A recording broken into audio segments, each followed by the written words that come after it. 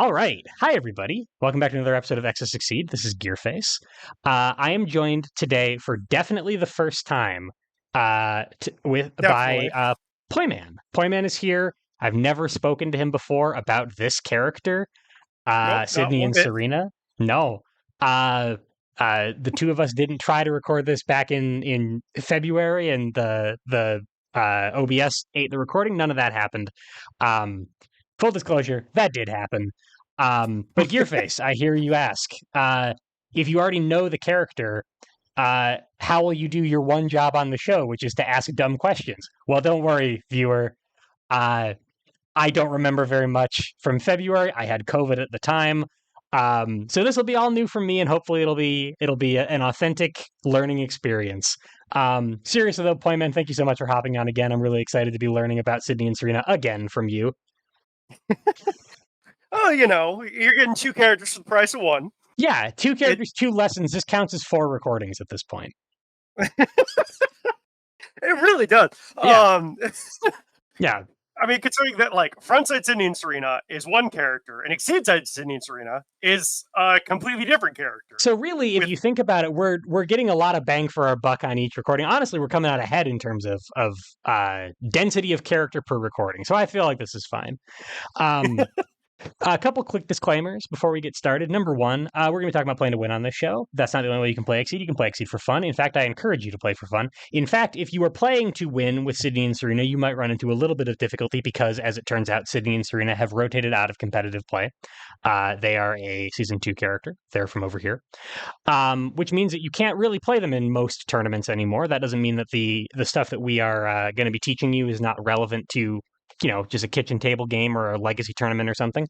But, don't expect to take Sydney and Serena into a tournament. So maybe play them for fun because they seem like a fun time. If the lines of play we describe aren't fun, don't play that way. Disclaimer number 2. We're going to be pretty prescriptive about strategy on this show. You're going to hear Poiman say, always do this, never do this. This is always the right play. This is never the right play.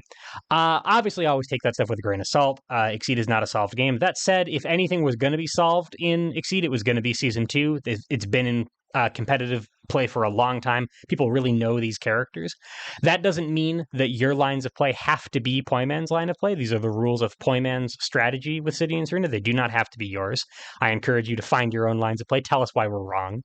Um, uh, you know, uh, Figure out your local meta and bring Sydney and Serena and become a top tier main with them. Yeah, all that said, Poiman, please tell me a little bit about our friends, Sydney and Serena.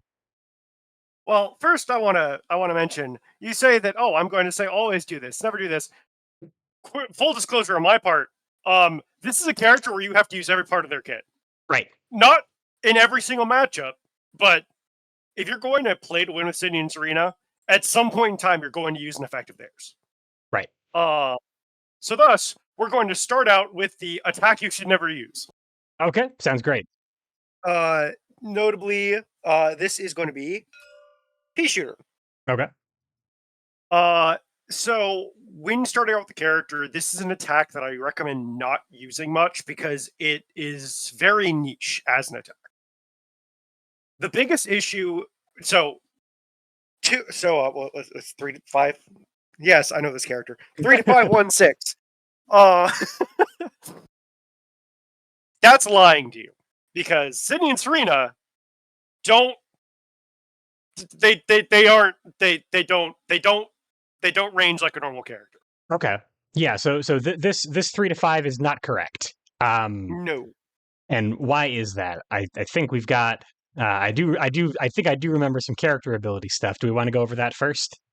Yeah, let's go over that first. So it will better kind of illustrate why pea shooter is not great. Sure. In spite of the fact that it looks amazing. Yeah. Which, in some cases it is, but sorry, I'll let you continue. I mean, above curve at 3, that sounds awesome. 1 damage, can't stun an EX, but listen, we'll take it. It's a good defensive option. But wait, there's some stuff about Sydney and Serena that we don't know yet. Yeah, so tell me about these guys. Okay, so we'll start with frontside Sydney and Serena, of course. And I'm just gonna say this right now. Everything about the frontside Sydney and Serena you can almost forget about once we go to Exceed mode. They really explain. are two like completely separate lines of play. Oh yeah, Okay. completely separate. Okay. And I believe I remember you saying from the last time around that they're both pretty viable lines of play. You personally, I believe, go with frontside Sydney and Serena, but Exceed mode is a legitimate way to play the character. Yes, Okay. absolutely. Okay, cool. All right, so which, by the way, is different from how it was in years past, and that's a fairly recent development that rushing exceed mode is actually viable. Okay, cool. So the meta has developed since back then. I actually want to ask about some recent Sydney and Serena developments later in the lesson. But yeah, let's talk character ability. Gotcha. So frontside Sydney is place Serena in the center of the board while you share space exceeding costs 3 less. Okay. That is the important part of the ability that I'm going to skip the second part, come back to that. Okay, sounds good. Because Serena is now into the center of the board, thank you, Gear. Serena cannot move, be moved, or be attacked. Characters can occupy the same space as her. Serena training dummy is not your character. Sydney is. Right. Except the fact that Serena is the origin of all your special and ultra attacks. Special and ultra attacks calculate their ranges from this card's position. Right. So in other words, Pea Shooter, the reason why it is considered not great is because it only hits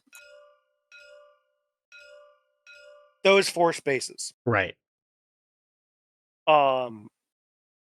So in some cases, that's really good. If, for example, the opponent is in the opposing corner, so Sydney is on one side of Serena, the opponent's on the other side of Serena in the corner, then Pea Shooter can be a very nice option.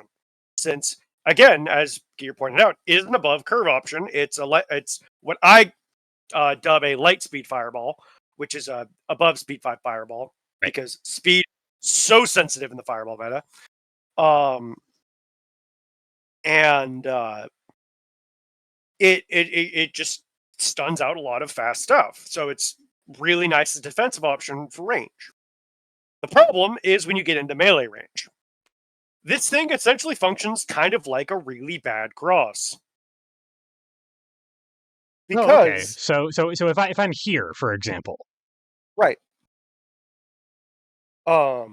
Or another way of doing it is like, say, right here is another way of doing it.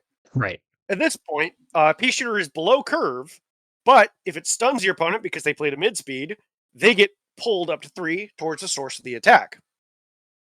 Note that towards the source of the attack is important. I'll explain a little later with when we get to Spore Burst why that text being there matters. But because it's there, it means that since the source of the attack is Serena, pulls the opponent 3 on top of Serena. Right. And this doesn't, despite it being an after effect, it requires the opponent to get stunned to do any of this pull stuff, which means that kind of by definition, I can't really use Pea Shooter to dodge anything, right? Like if my opponent plays sweep, I'm like, sick, pull 3, dodge the sweep. They needed to have been stunned by this, and if they've been stunned, they can't have attacked me. Exactly. Okay. And that's the biggest problem and that's why I say it's a really bad cross-lag. Right. For the most part, this is there to leverage an already known advantage most of the time. Okay. And why? And I will say that frontside Sydney Serena is all about the extreme range zoning or center stage brawl. Those are the 2 major lines that involve frontside. Extreme range zoner is my preferred line, and I feel like it is the line that will give you the most benefit overall. But Pea Shooter kind of runs counterintuitive to that because you pull. Now it's pull up to 3, so you don't have to pull at all if you stun the opponent with it. Right. However, it can sometimes be your saving grace against characters that just have guarded fireballs. Sydney and Serena do not have high damage range options. In fact, I would argue they are not a high damage character, in spite of the fact that they have some very consistent higher damage options. Right. Yeah, I'm seeing an 8 here. I'm seeing a 6. I'm seeing a 5. Definitely not. I mean, 1 and 3 and 3 are not the biggest damage of all time, but there's a couple of big cards in here. Right. And one of which is your main win con. Okay. At least from frontside. However, the thing is about Pea Shooter, and essentially further taking away from the attack, is the fact that you have one of the absolute dumbest boosts ever printed in Vine Snare. Okay. The opponent Vine cannot Snare, move, you can still move them. Okay. Yep. This is a one force, I win the next strike boost. This boost will end Boost Wars all its own. The thing is, this is the only boost of its kind. To note, nowadays this boost would be printed as the opponent cannot advance or retreat. For those who are coming into the game in the more modern formatting. Right. Every version of that effect after this, and before this even, has an alternate tech condition. What I mean by that is it has a condition on the boost itself that means your opponent can do this thing to get rid of the boost. That thing usually being something that directly benefits you. Sure. Sometimes it's just like at the end of the next turn, add this to your gauge or something. Like it can be a passive thing where they don't have to do anything; they just have to wait a second. But this just stays online. Yep. Okay. It stays there, and it is an ever-present threat because the "you can still move them" text is extremely important. And I can count on my hand the number of times I've actually used this on frontside. The number of times that you've actually used Vine Snare on frontside. Yes. Okay. I just got finished saying it is one of the best boosts in the game, and that is the exact reason why I almost never use it.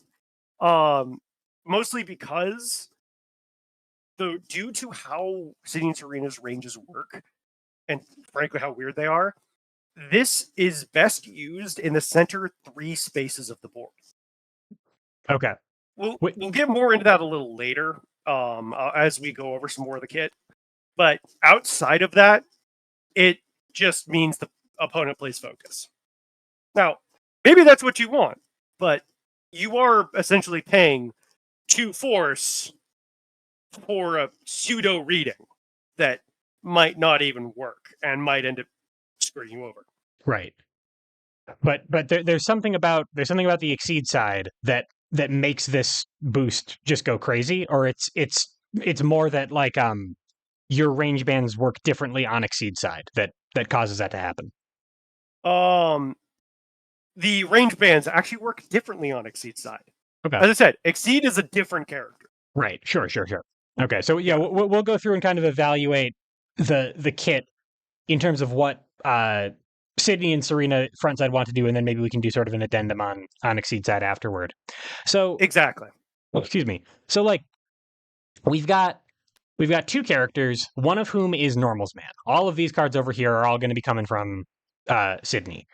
And then I've got another sort of quasi character who can't move, can't really do much.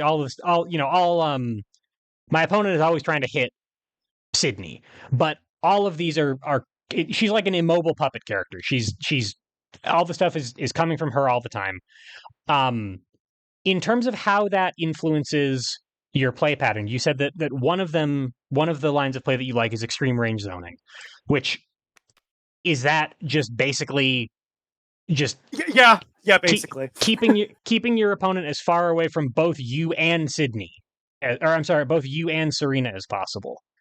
It's more so just trying to keep them as far away from Sydney as possible. Okay, so this is fine. Yeah, that's okay. fine. Okay. And then the other way to do it, you said, was close up brawling, and I assume that is also in the center of the arena. Right. Okay. So my band of threat is going to be, because we can look at these cards super fast without even going over them. 3 to 5, you already said, covers these outermost spaces, but then 1 to 3, 2 to 4, 0 to 2, 0 to 1. Most of them are centered in this area. Yep. So if my opponent is near Serena, most of the time they're kind of in trouble. Oh yeah. Okay. Basically, as an opponent of Sydney and Serena, you want to stay out of center stage as much as possible. Okay, interesting. Because that's actually where most of their threat lies. That's actually kind of where they have a sort of place as like an anti-meta threat in some ways, because center stage is generally where most characters like to be, as Sure, it's yeah. usually The corners are dangerous. right, because you don't want to be cornered Right. or you get borked. Well, Sydney and Serena kind of flips that on their head. Uh, not quite the same way as like Vega does, where Vega takes the corner, which is one point of weakness, and just makes it his overwhelming strength. Right. In SNS, in SNS's case, it is the flip side where the opponent usually likes to stay towards center stage, and then they get borked for staying there. Okay. But So my goal as Sydney and Serena, again, before we get into the kit, before we actually talk about, like this could all be wrong once we learn about these cards. But right now, what I know about Sydney and Serena is that they want to leverage threats from the center of the board and control the opponent to try to keep them there. Is that kind of right? yeah, that's a pretty solid read on it. Cool.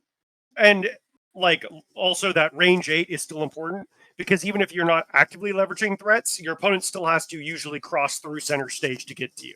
Oh, sure. Okay. So if we are over here, I might not have anything other than pea shooter that is relevant as a threat over here.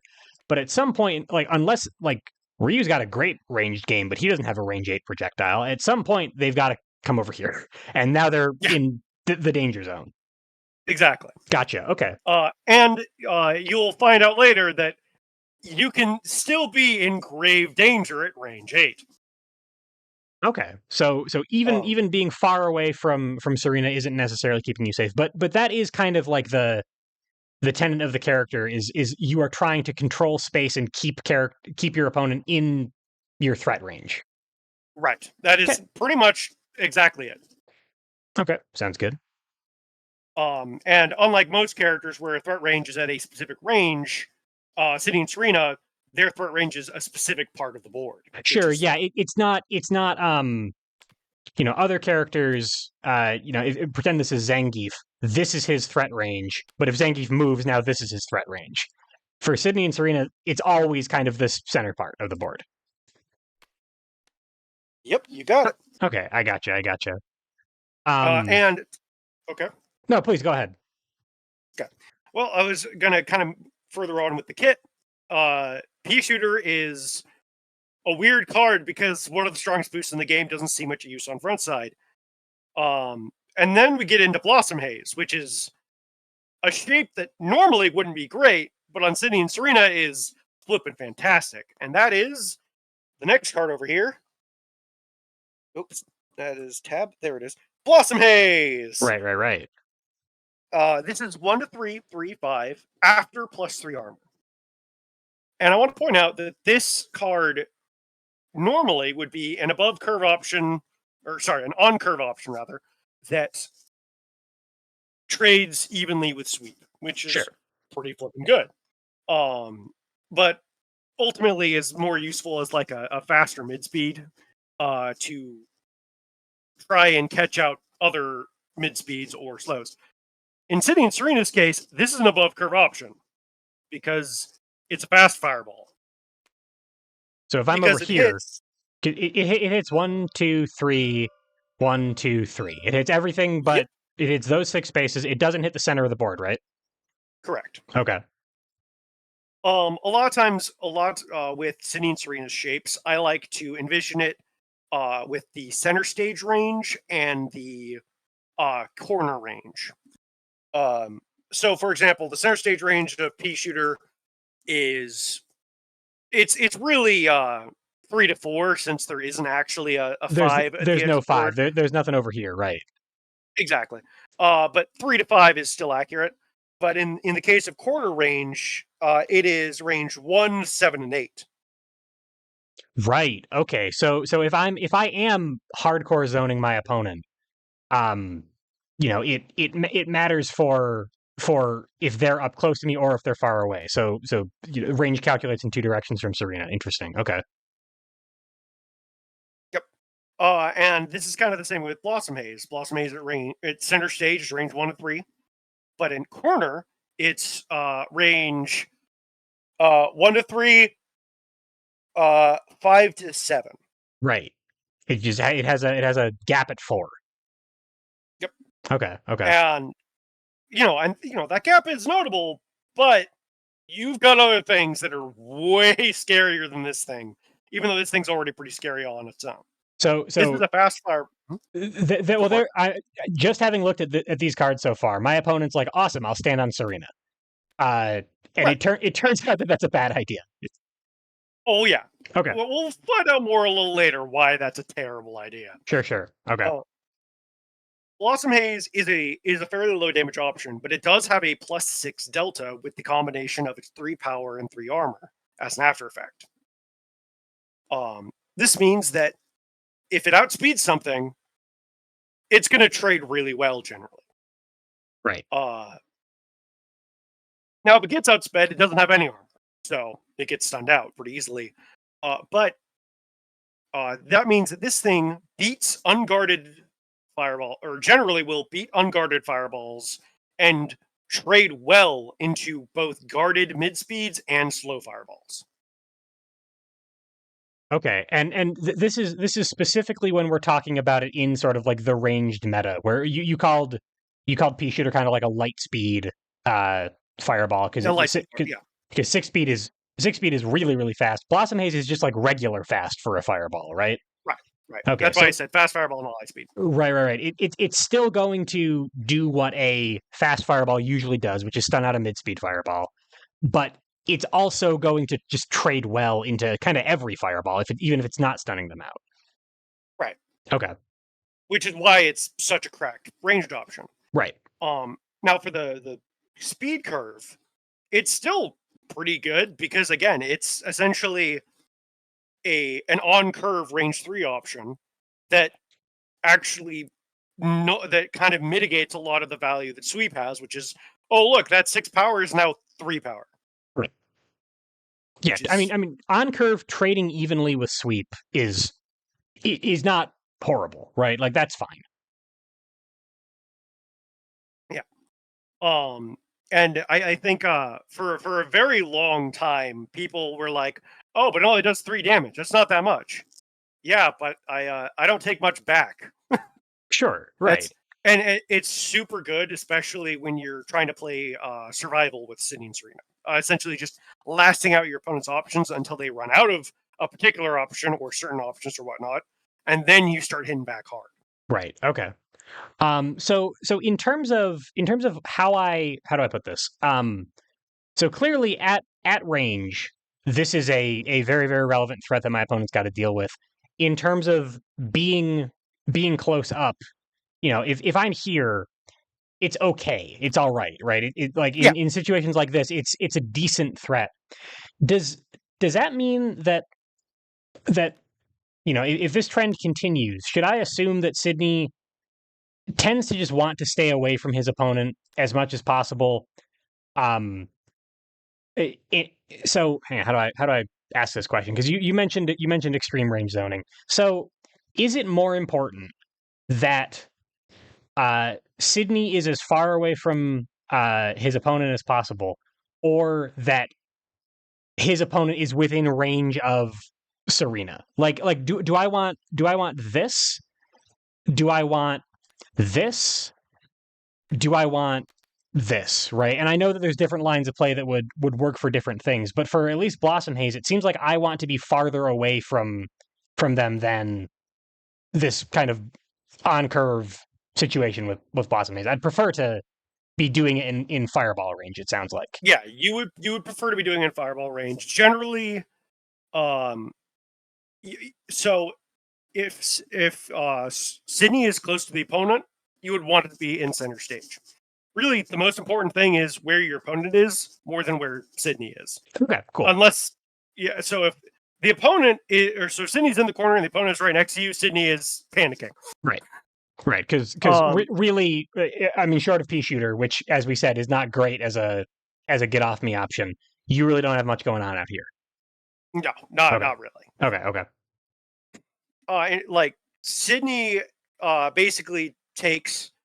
Sydney started taking a general position of strength and turning it into a position of weakness, with the disadvantage of having one of the worst disadvantage states in the game, if not the worst. Okay, so they're just gonna get. And So if my opponent can corner me, they're just gonna beat the crap out of me. yeah, pretty much. Okay. You have ways to mitigate this, of course, that are built into the kit, but we'll get more to that. The half of Blossom Haze that kind of prevents it from being the most useful card in the world, because you will have to give up a copy of it, is the Transform, Enthralling Toxins, which has some quirks to it, shall we say. Okay. Um, so a Transform, for those who are coming from future seasons and haven't been back and looking through season 2, are essentially kind of like permanent boosts that you can't just put into play like you can a normal boost. Right. There's 2 ways to get a transform, or 3 ways to get a transform into play. The first way is through landing the attack itself, and then choosing to transform it instead of adding it to gauge. Right. The second way is through the transform action, where you have both copies of the transform in your hand. You discard 1 copy and place the other in your transformation zone, which is a hotly debated action. Okay, it's not hotly debated except by me. You just don't like it.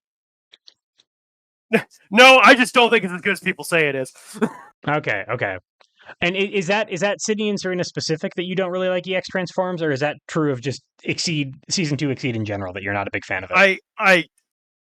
So the transform action, no one really likes. Because it's kind of a necessary evil. It's a kind of a boring action, and what most players will say is you basically just kind of always go for it if it's a really important transform. Right. And I am of the opposite opinion, where it's kind of like Prepare, where it's a bit of a noob trap. You're giving up a bunch of value depending on the transform. Obviously, nuance and everything, exceptions exist, blah blah blah blah blah. Right. I'm the only person that says it's a trap, by the way. Okay, so take it with a grain of salt, but also maybe take what everybody else is saying with a grain of salt, because alternative opinions exist here. Exactly. Okay. But anyways, that's neither here nor there. Sydney and Serena is a character you will never use the transform action, or almost never. Okay. I think I've never used it with this character because it was never the right idea. But that's beside the point. And then the third way of doing it is through an effect in the kit itself that allows you to transform a card. Sydney Serena does have one in their kit, and you never use it for that. Okay. So basically, then, if I'm looking to get any of these 3 cards into play as transforms, I'm looking to hit them as attacks. Yeah, pretty much. Okay. Which, thankfully, neither of the transforms you really want are hard to hit. Okay. So, and having not actually looked at enthralling toxins and what like its actual utility yet, Blossom Haze does not, like, for all of its it doesn't seem hard to hit. It doesn't seem like a card that you struggle to land, because it is generally above curve, or at least on curve. Right. Okay. So now for the transform. Yeah, please go ahead. Yeah, tell me about enthralling toxins. So, enthralling toxins is a special boy. At the end of each strike, if you spent any gauge before, which is actually should be if you spent any gauge on or during the strike and were not stunned, you may push 1 or pull 1. Okay. Couple of key factors here. One, I already kind of mentioned it, which was if you spent any gauge before or during the strike. That's really meant to be if you spent any gauge on or during the strike. This is not like I spent gauge to or I spent gauge on a move action, therefore this turned on. No, that's not how that works. Right. This character would become very cancer very quickly, and let me tell you, this transform is already kind of cancer sometimes. Right. Okay. Instead, all that's saying is there are certain effects in the kit that allow you to spend gauge when you set your attack. That's what it's referring to. Okay, cool. And when you do that, you are on cleanup, basically, or at the end of the strike, rather, just moving your opponent 1. Right. You don't have to hit. You're not stunned. Yes. If you're not stunned, right? Sure. Okay. And that means that just like with Pea Shooter, when we were talking about if the opponent is stunned, you cannot use enthralling toxins to dodge anything. That's not how it works. Correct. Okay, so it's strictly repositioning for the next strike then. Right. Okay. So, and then of course during the strike, it like, oh, you validated an ultra. Congratulations, you get to use this. Right. That is important, and actually one I will wholly acknowledge I forget a lot. Okay, so ultras just have cleanup, push pull one on them. That's something that we got to remember. Okay. Exactly. Okay. Cleanup if you were not stunned to push pull. Right. Oh, sure. And stunning happens. Stunning can be checked reactively. If I throw out all around's kiss and hit my opponent, and then they play sweep or focus or something. Oh, sweep. They get stunned. I'm sorry, I get stunned. I don't get this. Correct. Okay, cool. And I love what we've been saying cleanup, but it's actually not cleanup. At the end of the strike, at the end of each strike, is a deprecated timing step. You won't see it on Modern Exceed cards anymore. Right. But it's actually the step after cleanup. Oh, Poiman, I remember this. You can do this. Yeah! You can do this through focus, right? Yep, because focus during that's cleanup. So rude. Okay. Focus during cleanup goes wherever it goes, and therefore the passive text is no longer in play. So yeah, this is the only movement effect in the game that pushes or pulls focus. Interesting. Okay, so my opponent defends with focus. Then whatever happens. Cleanup occurs. This goes to gauge or discard pile. It's not in play anymore. There's no text, and then I just move them. Yep. Okay. I literally found that bug week one of playing this character. So and no one else had found it before then. I'm shocked. So when you're using enthralling toxins, I assume from what we've already learned about the character that what you're trying to do is muscle them into these spaces. Pretty much. Okay. Either those spaces or just getting them farther away, so that way you can leverage distance a little better. But yeah, for the most part, you're trying to get them towards center stage, or at the very least, away from Sydney. Okay, sure, that makes sense. So, and is this a relevant enough? I know that you don't like EX transforms, but is this a relevant enough part of your kit that you are prioritizing enthralling toxins? Yes. Enthralling toxins is probably the most important transform in the kit. Okay. I don't think there's a single line that doesn't use it. It's actually kind of an integral part of the character, and this is one of those, without exaggeration, you're pretty much using it every game. Okay, cool. So returning to that disclaimer before about how, everything take it with a grain of salt. For this one, no, really though, enthralling toxins is really good. Make sure you use this. The other fun fact about this is the only transform in the game that can be used to turn you transform it along the same vein as the moving focus bug. Right, sure, because it will. You have hit it. Now cleanup. It goes to the transform area. Cool. Strike's over. I didn't get stunned or whatever. Now I maybe the armor helped me not get stunned. Now I move my opponent. Yep. Interesting. Okay, cool. So in terms of confirming this, it doesn't seem hard. Blossom Haze is frequently going to be above curve where I'm going to be using it, even if I'm in melee range. Landing a 5-speed range 3 card does not really seem that difficult. So do I have to take special care to make sure that I land Blossom Haze? Like, is it that important that if my opponent could cross out, I probably shouldn't throw Blossom Haze? Or do I just occasionally have to throw a mix-up to try to land Enthralling Toxins? Throw the mix-up. Okay. It's easy enough to land. Okay.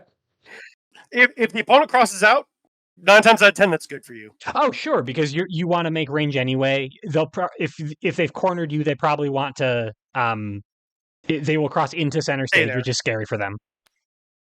Mm-hmm. Okay, makes sense.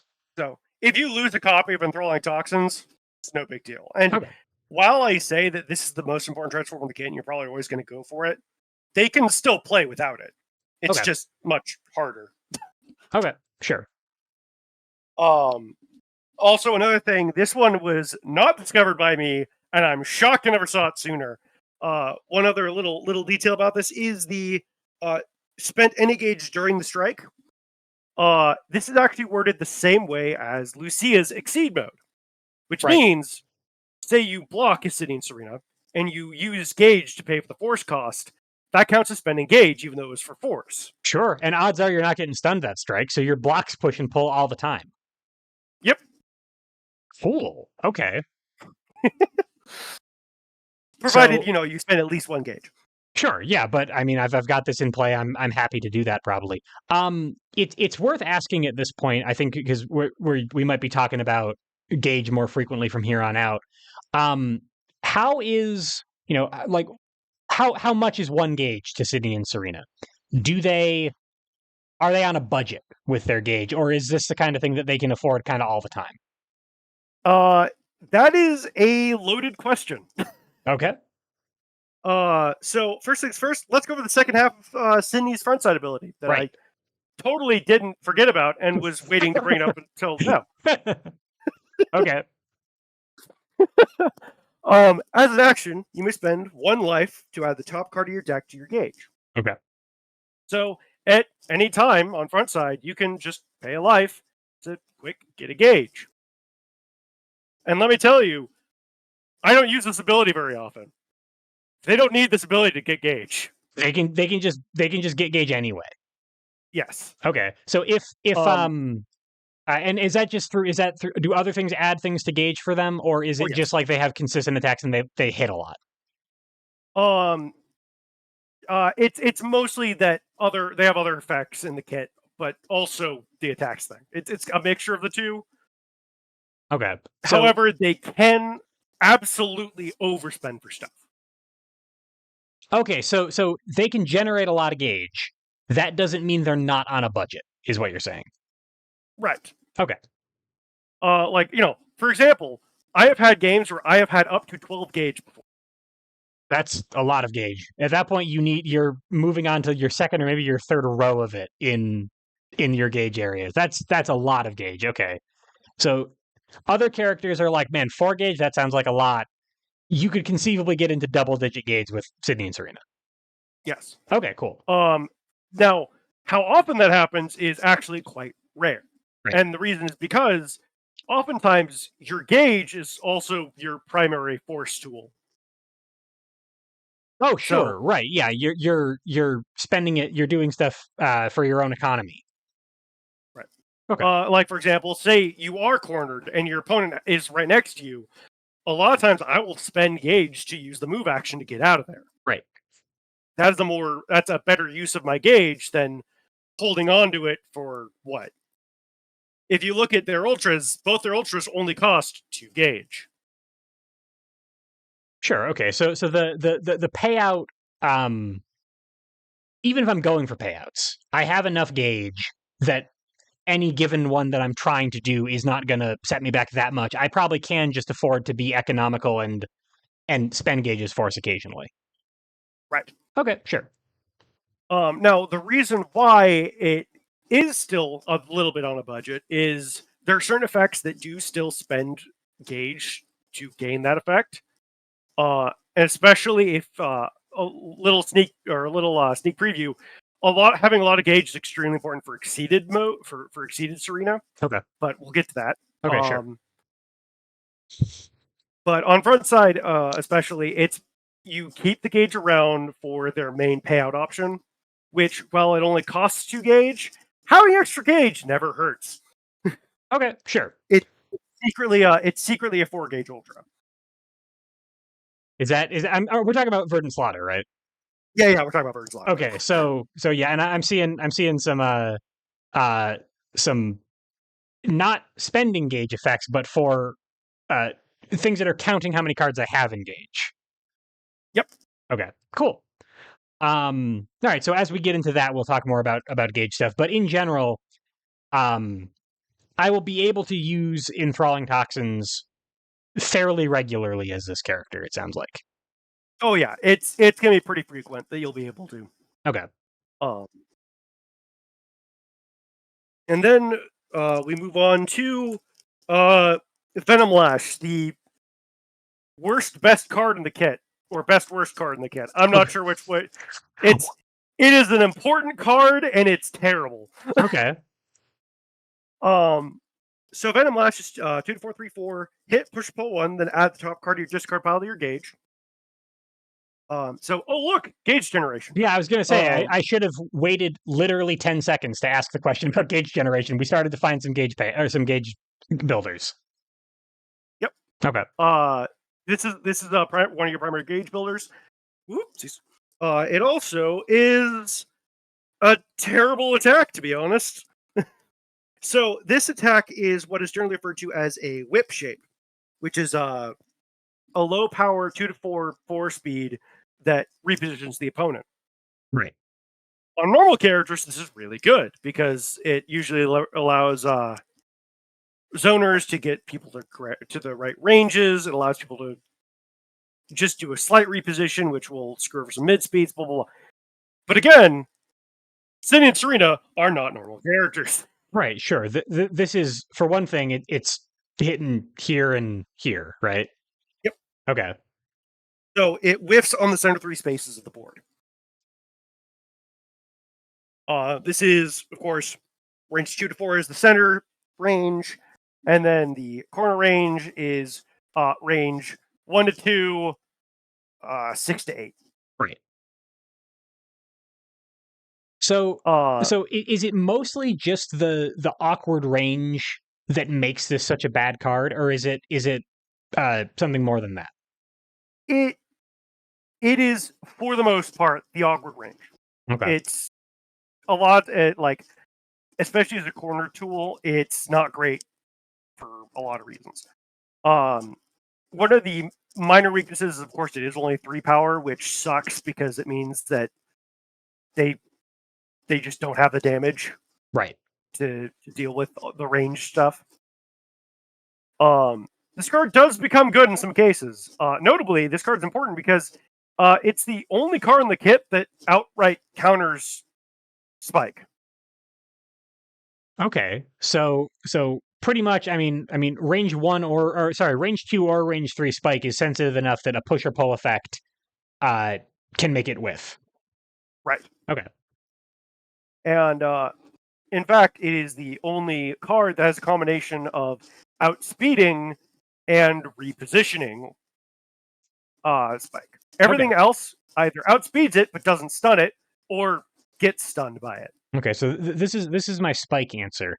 So when you were saying that the card is not very good, but also it's very important, I assume it's not the gauge generation that's making it important. You are correct. Okay. No, it does help. That is absolutely an important part of it. But the biggest factor as to why this is so important is mostly for the extreme range zoner line. Okay. So yes, covering Spike helps a lot. I rarely use it to cover Spike. I use it to mix up between it and Verdant Slaughter. Oh, okay. So Yep. So I'm in this position, and I'm trying to bait out like a block or something. Bait out a block or a focus. Or a focus, right? To because Verdant Slaughter, I'm looking ahead a little bit here. It's got a pull effect. So they might try to deny me Verdant Slaughter, and I'm like, cool, Venom Lash. Yep. Okay. In other words, Venom Lash into focus, so long as you're not in melee range, mind you, is pretty much a win for SNS. They get more gauge, and I'm going to tell you this right now: you almost never transform this thing. Okay, so this is probably actually 2 gauge. Yep. Okay. This is actually 2 gauge. And let's, speaking of the transform, let's talk about it. Let's talk about enhanced metabolism. Your special and ultra attacks have hit. You may spend 1 life. If you do, add a card from your hand to your gauge. So the problem with the transform isn't that it's an inherently bad transform. A lot of characters would actually love this transform. Yeah, absolutely. But Sydney and Serena already have a lot of ways to generate gauge that they don't really need this.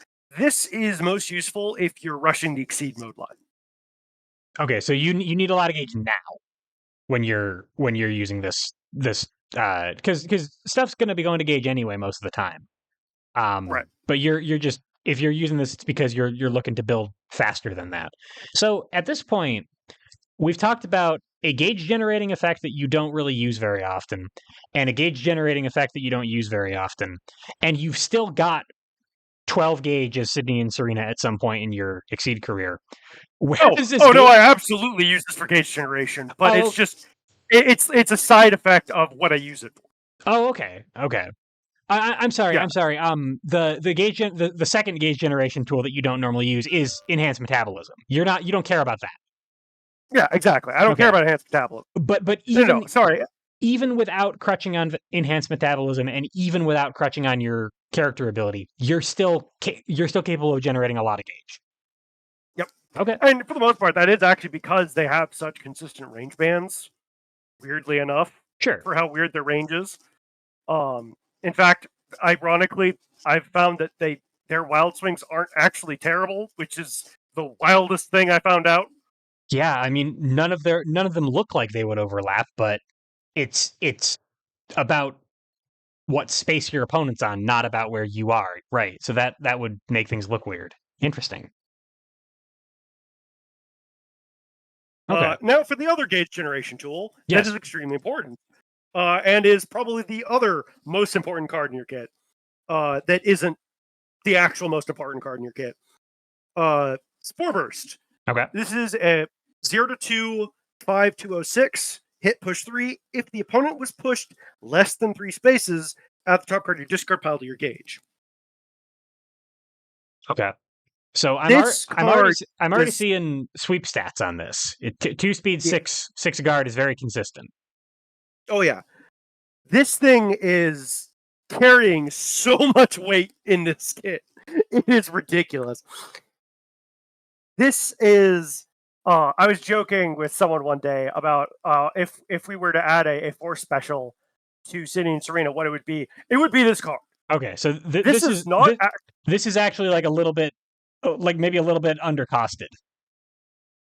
No, actually, it's that the actual force special of the kit would be useless as a force special. Oh, okay. No, so this one, the reason why this one's the force special is because this is actually the most important card in the kit. Okay. And the biggest reason is because this is a mid speed in disguise. So despite being a 2 speed attack, so if I initiate, it's still outspeeding sweep. Yep. Okay. And as a result, this thing will beat sweep if you initiate with it. This is where one of the most important aspects of Sydney Serena comes into play is knowing when to strike. Okay. With this card, we now have the turn 1 mix up. The turn 1 3 fireball mix up. Okay. So we're in opening positions here. Mm-hmm. And I've got I'm sorry, please go ahead. Yeah. So at the opening positions here, you've got your standard 4 speed with Venom Lash or Dive. Generally going to use Venom Lash. You've got Blossom Haze as your above curve option at range 4. And then you've got Spore Burst as your sweep like that not only hits at that range, but also hits in the melee range. Okay, so if they dive in, if they assault, if they do anything to get in, it's still going to work. Right. Because it's hitting these 4 spaces. 5 spaces. 5 spaces, oh, yes. Right. Because I'm on top of one of them. Right. But I mean, if I'm here, it still hits there. Okay, so those 5 spaces. Okay. So the corner range of this is range 2 to 6. Right. Okay. Which is honestly, that's a really, really solid projectile range. And especially for 6 guard. Oh, heck yeah. Yeah. This thing is an exceptionally powerful both defensive option and one of your primary offensive options. Again, because it does cover so many 2 speeds. Right. And when I'm using this, so I believe it's on here somewhere. Push effects are going to come from the source of the attack, correct? No. Okay, so if I'm here and I play, if I'm here and I play Spore Burst, they are being pushed this way. Correct. It is Okay, so from your character because it does not specify from the source of the attack. that's why this one does. Yep. Okay, sure. All right. So this That's push why effect, that's important. this push effect is coming from Sydney, which means that even in melee range, I could use it to dodge a sweep. Yep. Exactly. Okay. Cool. Okay. We have a number of experienced players that got that wrong the first time. Right. Okay. Cool. Don't worry. There's another card in the kit that experienced players still can't get right. In fact, I've just memorized what the effect does. To make sure you don't have to think about it. Exactly. Oh, okay, trust cool. me. It's a Yu-Gi-Oh! I'm going to give you the Yu-Gi-Oh! Reading test later. Oh, God. All right. This is gonna be one of those lessons, huh? Okay. Oh, yeah. Oh, it's going to be great. So for in terms of how this is enforcing my game plan, it is making space, which means that I will be able to do my hardcore zoning stuff.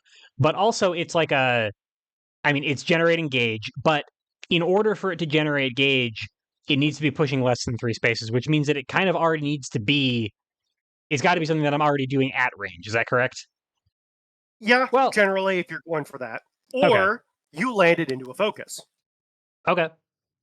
Now, generally, you would rather not have Spore Burst land into focus because that push 3 is really important. But at the same time, at least you get an extra gauge out of the deal. Okay, so often the gauge generation is actually going to be like a consolation prize rather than what you're playing the attack for. What you're really playing the attack for is the push 3. Exactly. Okay. And kind of along those same lines, if they're in this position right here, they get pushed less than 3. So, of course, you also get the gauge generation there. Right. Generally, you only ever get 1 gauge out of this card the first time you use it. The reason being is because that transform is really important for frontside. Sure. Note for frontside. Specifically for frontside. For seed side. Okay. Yep. Now, reinforce. I'm sorry to interrupt. If I am going for my exceed mode, it might not be a bad idea to transform this anyway, even if it's not useful, because it would discount the exceed mode, correct? Why would you need to discount the exceed mode anymore? 2 transforms, right. Center stage, you're already free. There's yet another line of text on this, which is that while you're on the space with Serena, your exceed mode costs 3 less. Okay, so this is actually very cheap. Oh yeah. That 7 gauge lies to you. It's actually 4 gauge. Okay, it's 4 gauge and potentially 2 gauge, potentially 0 gauge, potentially negative 2 gauge. Yeah, exactly. Unfortunately, you can't gain gauge from this effect. I wish you could. Okay, that's a shame. I wish you could. Of course, yeah. So tell me about Lignin Reinforcement. Lignin Reinforcement, when you set a special or ultra attack, you may spend up to 2 gauge. For each gauge spent, plus 1 armor. All right. Full disclaimer, this effect essentially has a bit of a tournament errata. One that several high-level players hate because we kind of did it, not quite on a whim, but we functionally changed this effect. Okay. Most erratas, like most errata in Exceed, if not every other errata in Exceed, is not functional by nature. Because we don't want to have people come in fully surprised that this effect doesn't work like it reads. Right. The reason why this effect was changed was to prevent a particular non-enforceable game state caused by the written effect. So I'm going to go over the written effect first. 1, this is how I learned the character the first time, and 2, it's just it's just important to know what it actually says and know why we changed it. Okay. When you set a special ultra attack means when you set your attack and you spend a gauge on it, you are now telegraphing that this is indeed a special or an ultra. Oh, so you have to. I'm sorry. Keep talking, but keep talking. I'm gonna pull a card really quick. Right. This means that you have to know the card you are setting is a special or an ultra. Right. This means that you cannot wild swing with this effect, even if you would happen to know the rest of your deck is just specials and ultras. As the game does not have a fail state for this. Right. So this is different than a crit effect, which is also something that I'm doing when I'm spending. I'm putting a card down and I'm spending gauge for something because I can bluff with a crit. Correct. I can say like I could play dive at range 4 and say critical strike in its dive, even though it could be Hadouken or something. I Right. can't, as written, I am saying by using this card that I am playing a special or ultra, and that's it. Correct. Okay. Basically, if you would reveal something other than a special or ultra, congratulations, you have to concede. Right. The game is now unenforceable. Correct. Okay. Now, how and there was a funny little thing that I am forever sad that we have to see go, and that is the fact that you could set an ultra with this effect and make it invalid or invalidate it because you don't have enough gauge to pay for the effect. Right. It has to be set from hand, of course. Which means you replace it with Wild Swing. Which means the Wild Swing now gets the bonus stats from this effect. Now gets the bonus armor because you did set an ultra. You just couldn't pay for it. Exactly. Okay. I will forever miss that, especially with Serena's Concede mode, which we'll go over a bit later. Right.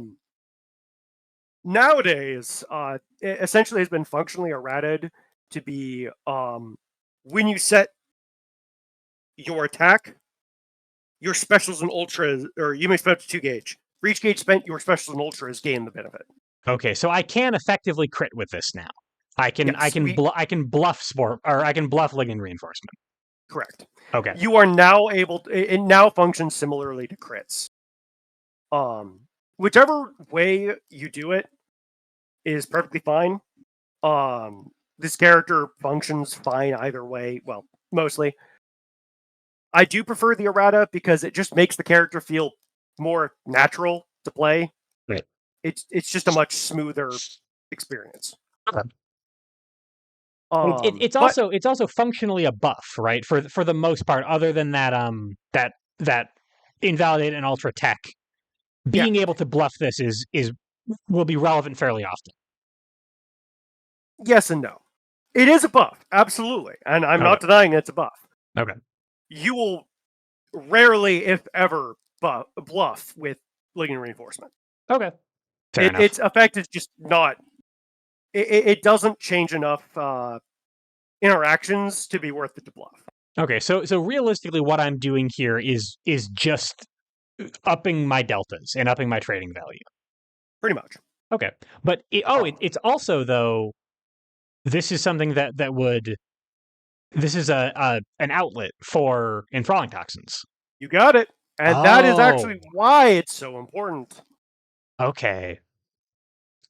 So with this in play, every strike, conceivably, I could get push or pull 1 because I can just spend a gauge on everything now. Yep. Interesting, and that works on defense. Fascinating. Okay, so now I can just say, even if I do bluff it, I spent gauge on the strike still. I still get enthralling toxins. Correct, as long as you're not stunned, of course.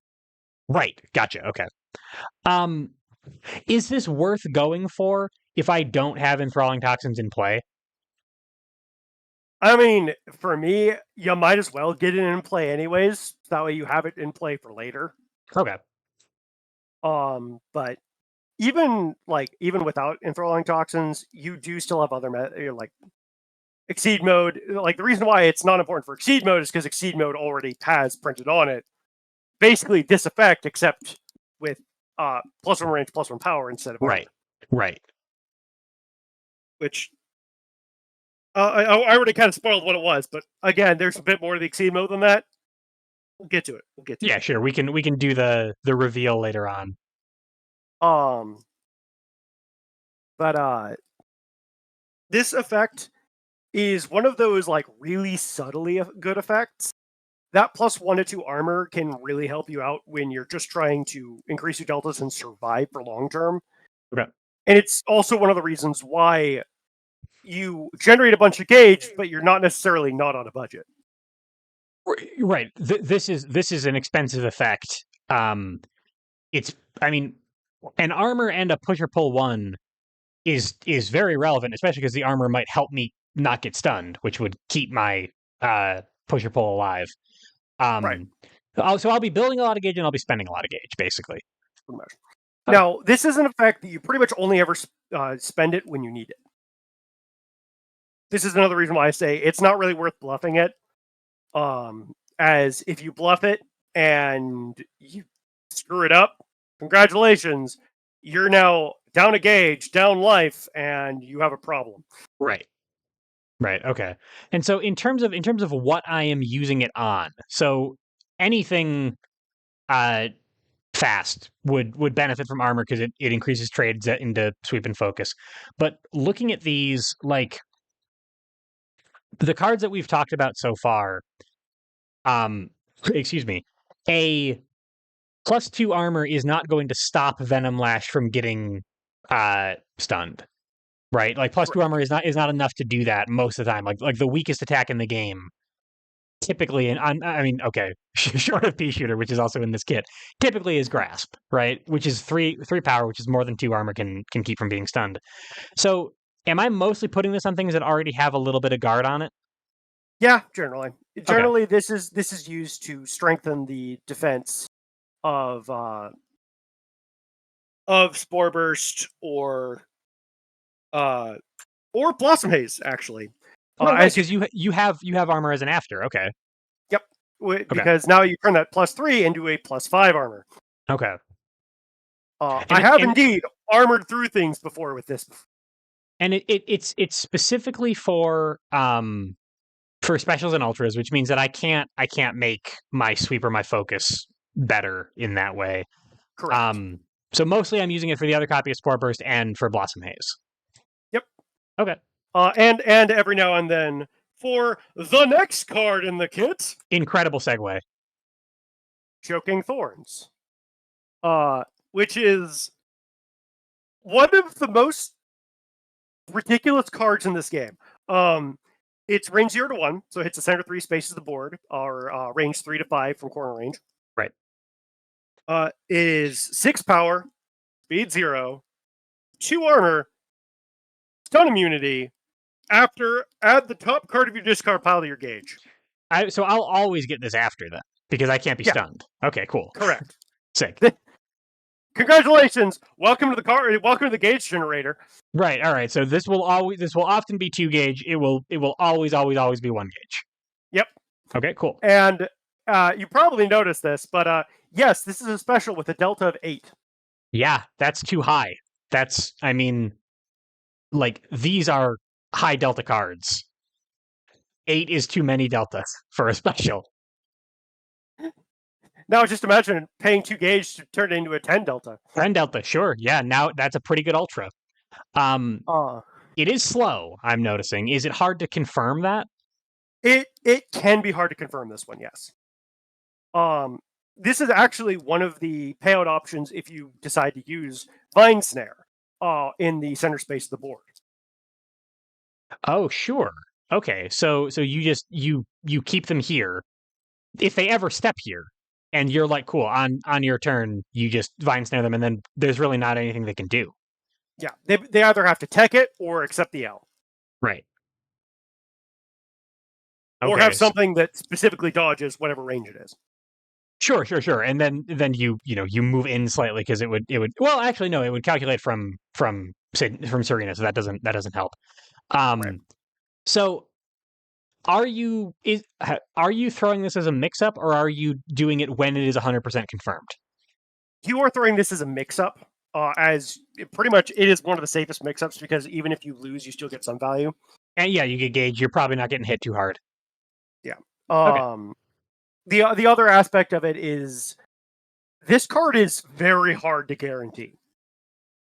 Right. Short of Vine Snare, and they're not going to stand in those spaces anyway. Exactly. 0 speed is not hard to get out of the way of. No. Granted, it is so problematic to get hit by it, but that's kind of part of the charm of it. Sure. The thing is about this card is not only is it an 8 delta, this is, as far as I'm aware, the only card in the game that trades up against Spike. Yeah, that's true. I mean, yes, like it, hitting Spike after Spike hits you is already rare enough, right?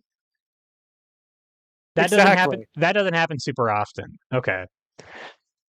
So when I'm using this as a mix-up, what am I mixing it up with?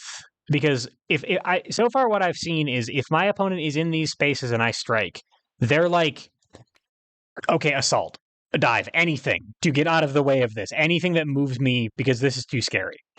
Am I just throwing an assault or dive of my own as the mix-up to this, or am I using? I guess Blossom Haze would catch it in that case. Right. Blossom Haze or the Ultra you kind of mentioned a little earlier, Ulurune's Kiss. Oh, sure. You got your super fast option. Okay. And now for the other half of the card, Barkskin, which is force for +4 armor. Now, that doesn't sound that exciting, right? But keep in mind, that's the same defensive stats as Defend, and Defend is a like subtly really good card. Sure, yeah, Defend is awesome. It might not be light, but Defend is great. But this is all armor, which is just almost always just better. Yeah. You essentially are like, all right, cool, I have 4 more effective life this strike. Right. Which is insanely good. Sure. Okay. Between this and Lignin Reinforcement, you actually have quite a bit of armor lying around in your and with Blossom Haze as well. So is Sydney just really hard to kill? Yes. Okay. Sydney, if you play your cards right, Sydney and Serena are absurdly hard to kill. All right, cool. I want to point out, this was in my tournament experience. I might have lost this battle, but I still have a legendary story out of it. Okay. This was a Zolt where I had kind of screwed up a bunch early game. The Zolt was at 19 life. I was at 2. Yep. The Zolt exceeded Hunter of Men. The game should be over now. The game should be over. And I did lose. Zolt was at 2 life. Right. Oh, wow. That's a comeback. So just by virtue of being incredibly stubborn, Sydney and Serena were almost able to make that comeback. Yep. That's really cool. Also, a combination of just being way better at range than Zolt, and also the fact that Zolt couldn't take any trades because Zolt's actually a low damage character. Fun fact. Right. So because he's a low damage character, it was just really hard to get through with the giant wall that I was building. Right. Yeah. You just armor up forever, and he hits you over and over again, but it doesn't actually do very much. Yep. Okay. Granted, I had a lot of resources built up. So did he. It was that was a once in a lifetime comeback. That's awesome. So this is the first card we've talked about in a second here that doesn't have a transform on it, which means that I actually do have a choice about how to use this card when I have it in my hand. Not since Pea Shooter have we had that. And for Pea Shooter, it was like pretty much always use Vine Snare, and really it's kind of an Exceed mode thing. But so Barkskin, how is it competing with Choking Thorns? Is this something that you tend to prefer the attack on, or do you really like Barkskin? You do generally tend to prefer the attack. Okay. But Barkskin is really nice towards endgame. Sure. I mean, because unlike Defend, it's all armor, so it can help extend your life by a lot. Oh, and also in the end game, if you throw Choking Thorns, you might be stun immune, but you're not death immune. Exactly. This will kill you if you play it at end game, and this won't. So that's kind of when you're using it. Pretty much. Okay. Yep. Or if you are trying to specifically guard through a particular payout option that your opponent has. Sure. Though, okay. To be fair, I don't know why you wouldn't just use Choking Thorns at that point. Right. Yeah. I mean, this does a great job of guarding through it. It just you take a little bit more damage that way. Yeah.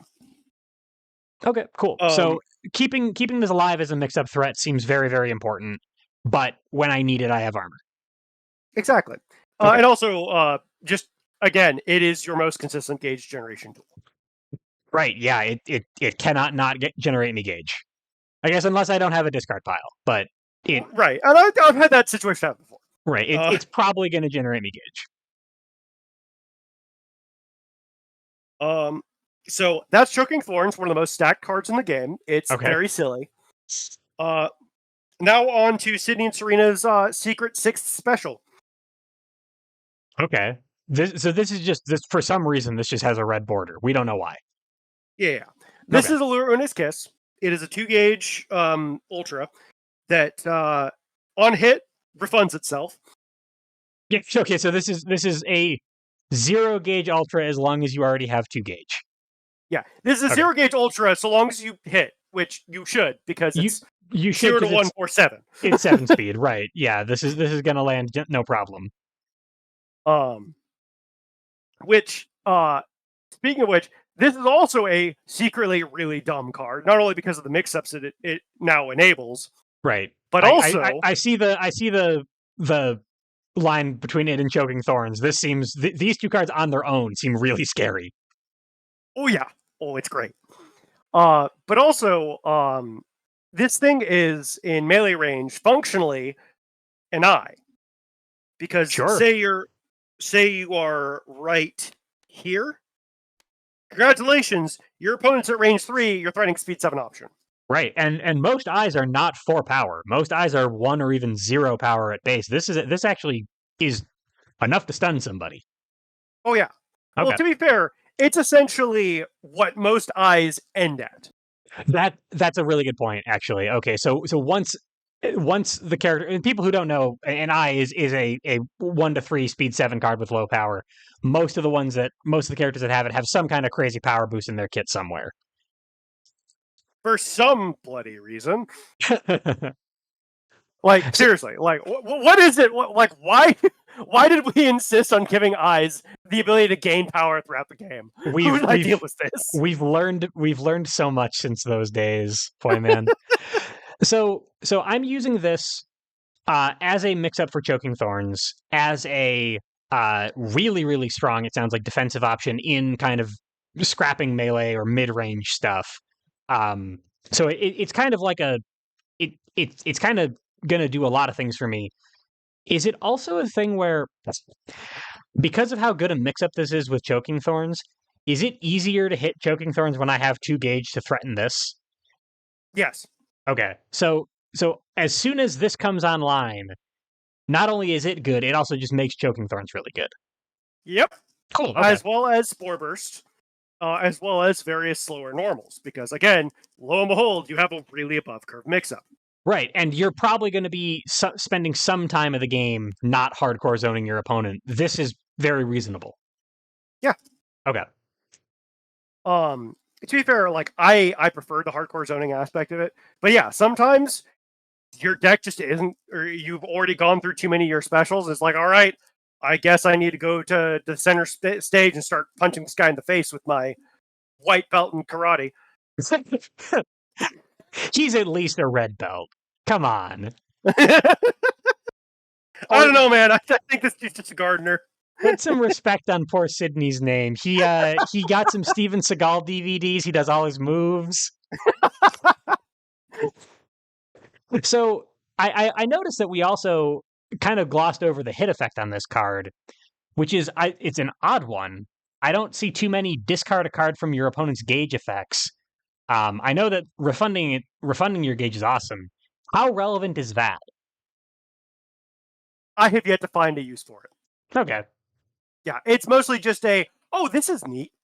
It's just like, it's a little bit of weird extra value. It's not, you would never be playing Alara Une's Kiss specifically for that. You'd be playing it because it's good. Right. Okay. Now it's not to say that there isn't a use for it. There probably is, especially in the more modern seasons. Sure, yeah. Just imagine the havoc this thing can wreak on a season 7 character. Yeah, you use their last gauge so they can't cancel. You're fighting Ryu, and he has 4 gauge.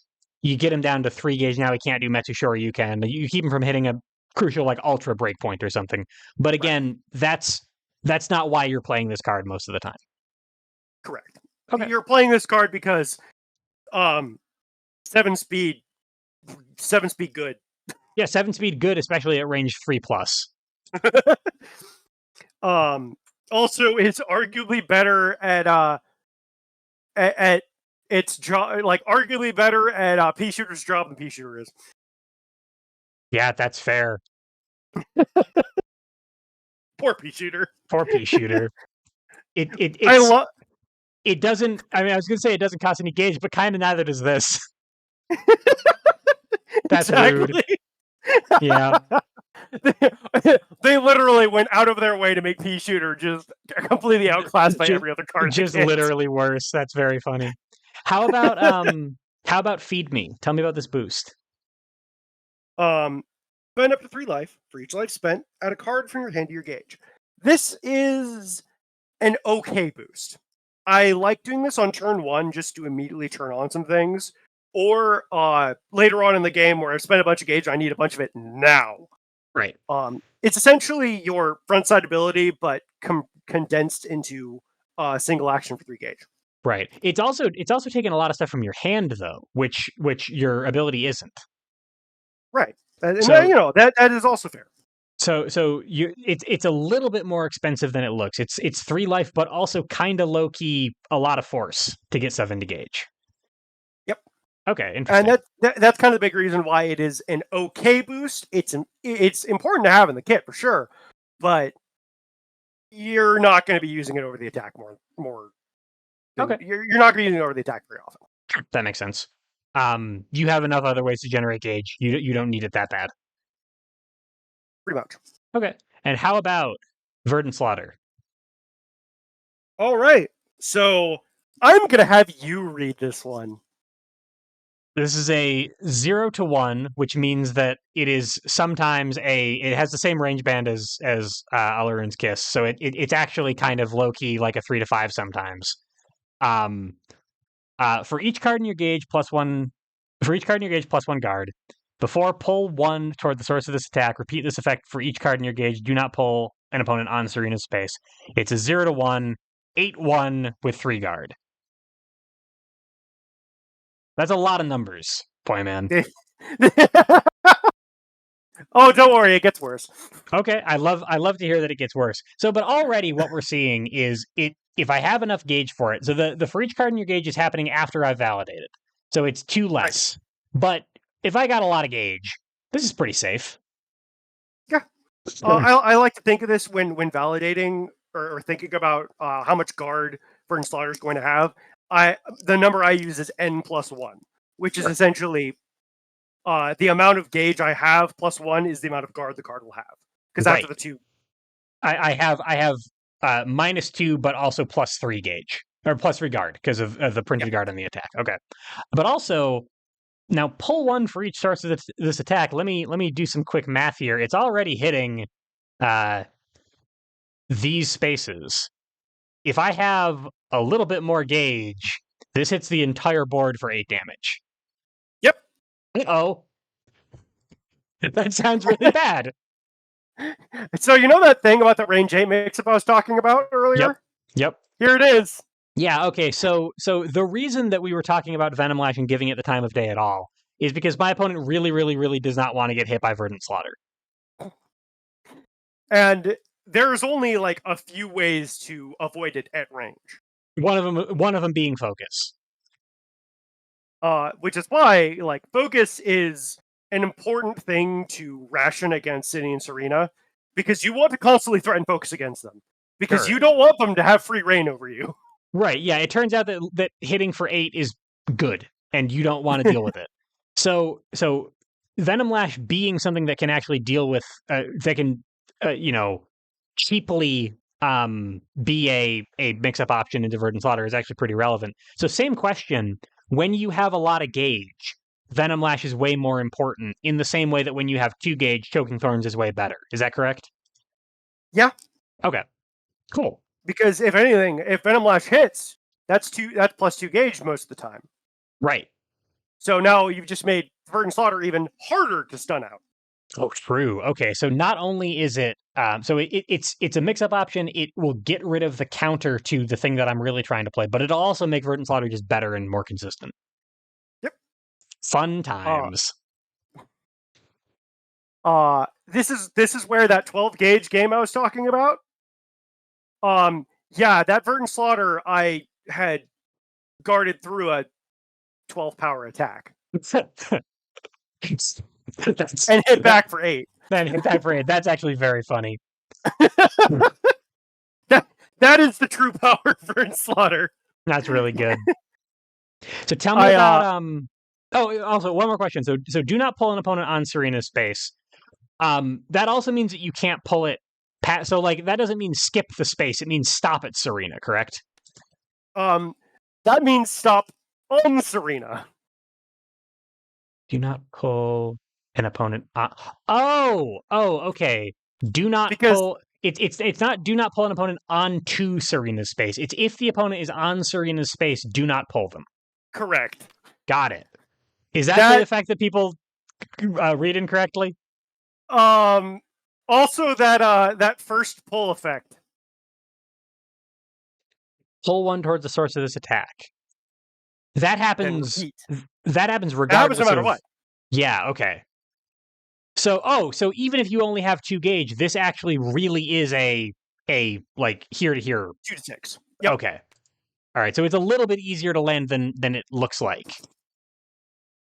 So with 4 gauge, it's actually a full board attack. Correct. That's why I say it's secretly a 4 gauge ultra. A 4 gauge ultra. Right. Okay. Cool.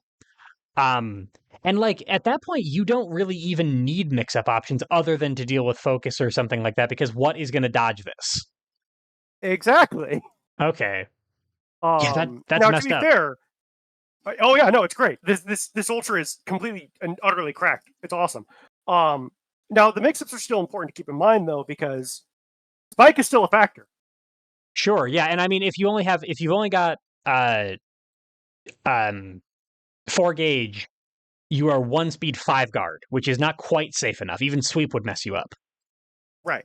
Okay. That's and that's why you're safest at 5 gauge plus. Okay. It is a ridiculously stupid card. I love this absolutely idiotic. So at this point now, we've gone through most of the stuff in the kit. The game plan is keep my opponent at range, threaten some scary mix-ups, get some gauge, build some gauge, and then blow them up with this. Pretty much. Okay. And also, so this doesn't. So for each card in gauge plus 1 guard, pull 1 toward the source of the attack. Repeat this effect for each card in your gauge. That doesn't spend that extra gauge. So if I have 5 gauge, I play Verdant Slaughter. I spend 2 of it.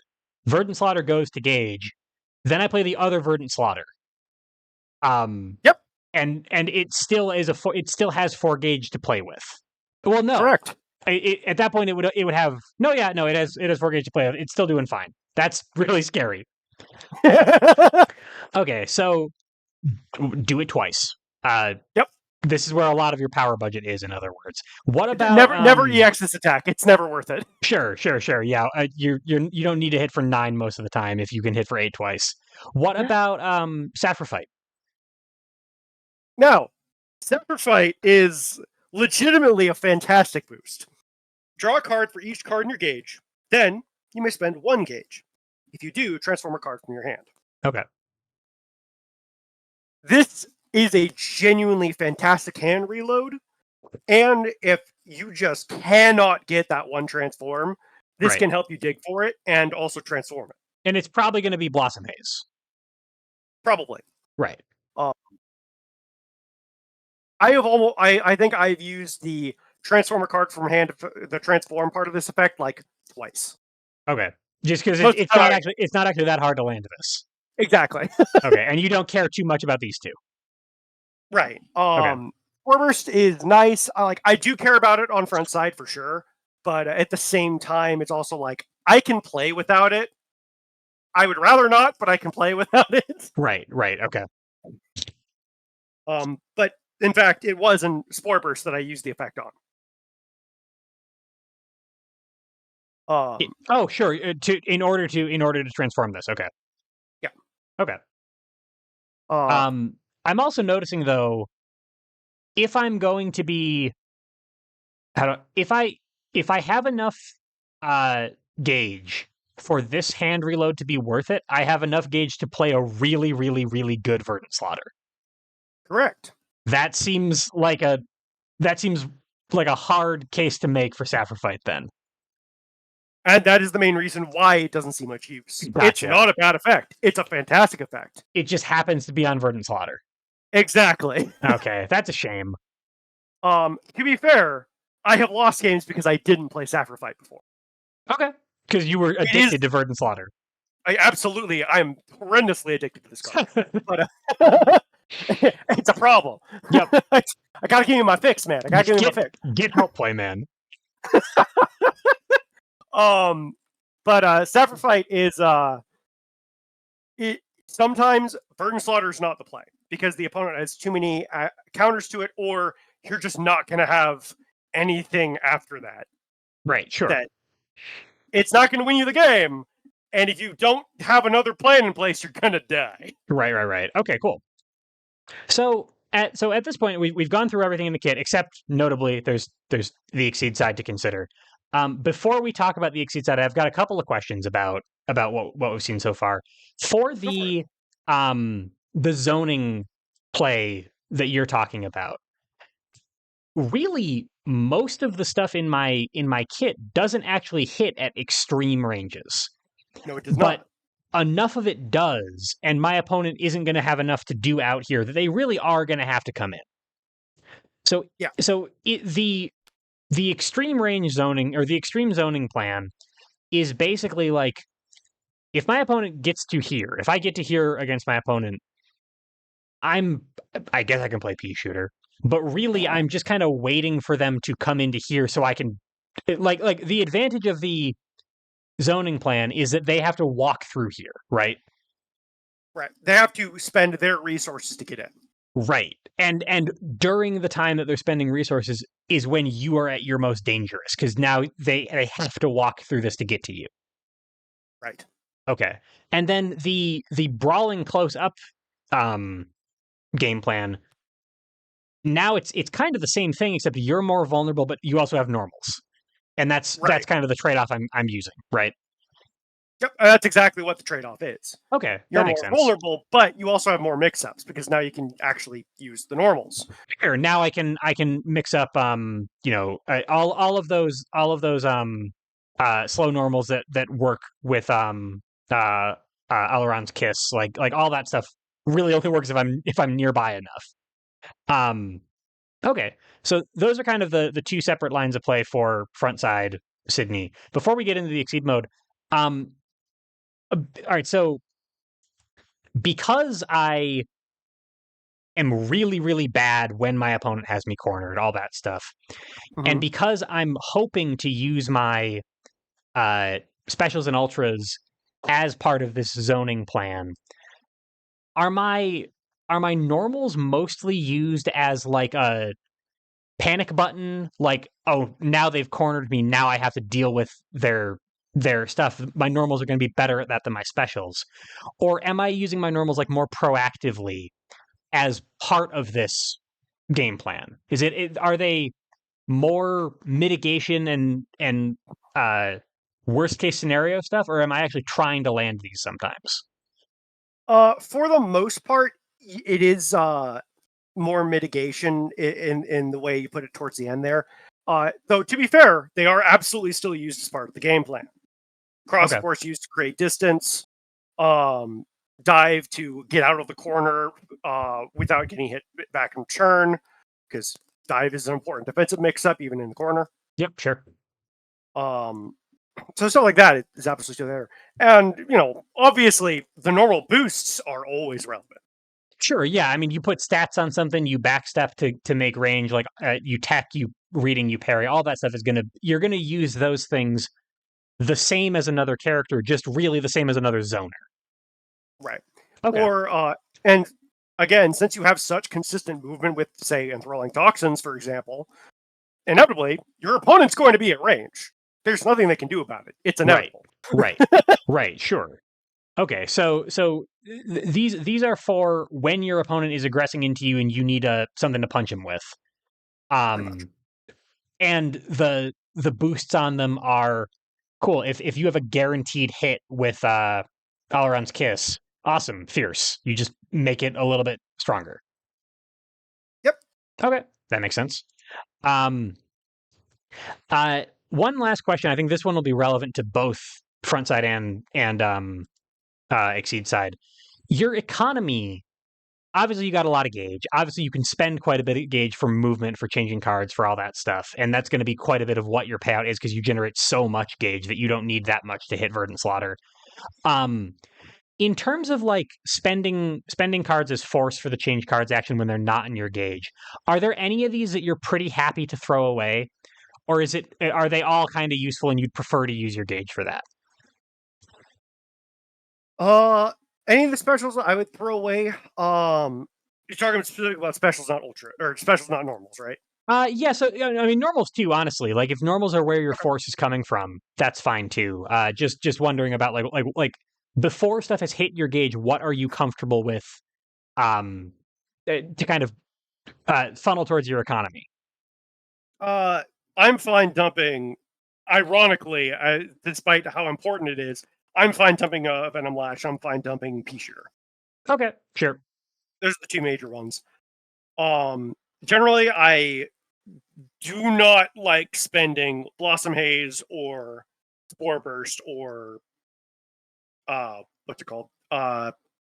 Choking Thorns. Choking Thorns, right? And As unfortunately your ultras are really good because otherwise it'd be a great use of 2 force. Yeah. If I'm going to spend 2 forces, give me Allure in his Kiss. Yep. Okay, makes sense. You're not going to spend the card you're addicted to. Nope. Not Okay. not with how important it is. Sure, And keep sure, in sure. mind, I still don't spend in Exceed mode where the attack is honestly not even that good. Right. Right. Sure. Yeah. And do we want to move into the Exceed mode now? I feel like we've I, been teasing it for a I while. think I think it's time to finally give him some sweet release of let's show off what happens when they decide to truly work together. Right. Yeah. Now, finally, the power of friendship is going to make Sydney and Serena win the. Oh no, Sydney's dead.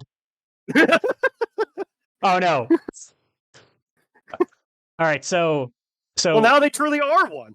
that's true. I gotta say, I love that it's easier to exceed when you're on Serena's space because Serena eats you. That's Yeah. some of the best flavor in exceed, in my opinion. All right. So when you exceed, you gain 5 life if you have less than 10, and then Serena's your character. Yep. Okay. So this just This goes is why away. I say exceeded Serena. Yes. Sydney's not involved anymore. And then when you set a special or ultra attack, spend up to 2 gauge for each gauge spent, +1 power and +1 range. But also, you can move around now, and all of your stuff is coming from Serena. Yep. Okay. Still coming from Serena. So what does this do to our kit, first of all? And then we can maybe talk about the ability itself. So what I was talking about with the kit having kind of both melee and ranged variants still somewhat applies. All the range stuff now is just strictly ranged. This is the melee actually stuff, a fast projectile. This is actually an on-curve attack. Yep. Okay. But now you can spend gauge for +1 range. This is to both minimum and maximum. Right. So, for example, Spore Burst, you can, for 1 gauge, turn into 1 to 3, 6, 2. Or for 2 gauge, turn into a 2 to 4, 7, 2. Right. That is actually one of the big reasons why you don't tend to transform Spore Burst on Exceed mode. One, because you're going to be spending your gauge. It's that Exceed mode is way too strong to pass up. Sure. Okay. And so if one of the use cases of lignin reinforcement is that it is an outlet that allows me to always have enthralling toxins online, well, my Exceed mode does that for me. Yep. I don't need 2 sources of gauge for that. Correct. And the other thing is the fact that, again, the armor doesn't really do much on its own. It's more so just for very specific breakpoints. Right. Which oftentimes you no longer have to worry about because now you just guard break them. Now you're just beating them up too bad. When you do have lignin reinforcement and your Exceed mode in play at the same time, you are not you can spend up to 2 gauge on your Exceed ability and then spend up to 2 gauge on Lignin Reinforcement. They don't pull from the same 2 gauge that you spent, correct? Correct. Okay. Correct. So Oh boy, that's howdy! really, I wish they did. But that's no. really expensive if you want both. Correct. Okay. Yeah, you would have to spend 4 gauge for right. +2 range, +2 power, +2 armor. +2 armor, right? Okay. Which is not a lot. So this is way less relevant. The transform is way less relevant in Exceed mode. This becomes a actual legitimate projectile. This is an on-curve button. This is an on-curve button, but it's a now it actually is that that whip shape that you were talking about. Yep. Okay. That actually is pretty good. Sure. This is kind of like sweep. It's a close range mid speed. This is a seems like it's really hard to hit now. Without this at least. And then this is a fast option, and this is also a well, this one at least pulls in. This is probably still relevant with stuff. So when I'm exceeded, every single card in my kit does something different. Yeah. Yep. Exactly. Is that all? That's not all beneficial though. Like not all of these are actually things that I would necessarily want. It looks like Choking Thorns is way harder to hit now. Spore Burst is kind of way harder to hit now. And the range stuff that I'm doing is committal. So on my slower stuff, it seems like it'd still be quite hard to whiff these. You mean quite easy to whip them? Yes, I'm sorry. Yeah, quite hard to hit them is what I meant to say. Yes. Yes, actually. Okay. But this is where the Vine Snare comes into play. Ah, okay. So now I put this down. I put Vine Snare down, and now I know exactly where they will be no matter what. I can throw out Choking Thorns, I can throw out Spore Burst, and spend exactly as much as I need to hit them. Yep, exactly. Or, okay. Spend for the full value because they're in a range where you can hit them no matter what. Oh, right. Okay. I don't need to spend exactly. Yeah, I just spend more to and hit them harder. Okay, sure. Yep. Since Choking Thorns, you can do up to it's 2 to 3 8 at 2 gauge. Right. So that is a completely separate line of play. It's not it doesn't seem like a situation where I would be like it seems like there would be Sydney players and then there are Serena players. And it sounds like you are a Sydney player. Yeah, that sounds about right. Okay. And D is absolutely a Serena player. Okay.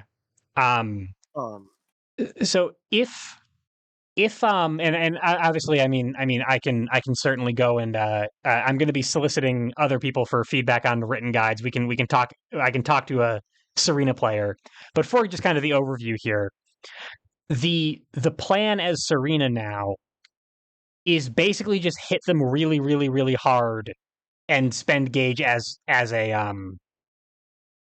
ways to hit them really hard and set things up with Vine Snare. Yeah. Basically, so where Sydney and Serena are a patient, long range, bide their time until an opening presents itself.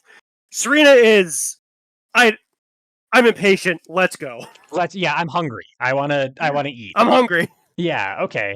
Are there any other cards? So Vine Snare becomes way more relevant on Exceed mode. Lignin Reinforcement is a little bit less useful. That's not you don't really care about it there. Is there anything else that I know that they all change in effect? Is there anything else that like dramatically changes in value?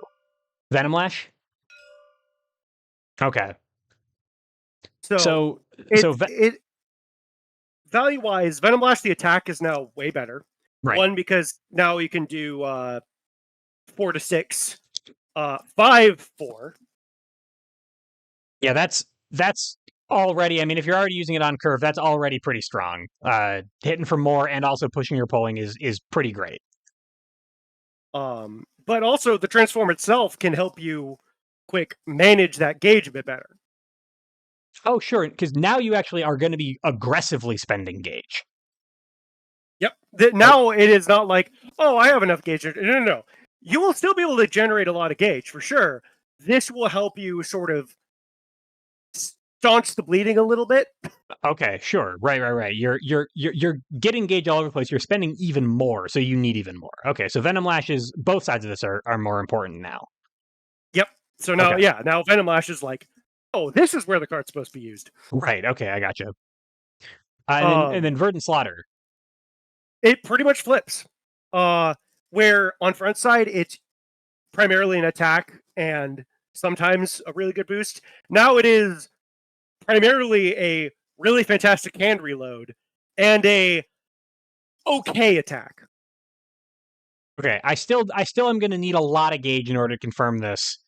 I might need way too much gauge because now I'm not always in the center of the arena anymore. Correct. Okay.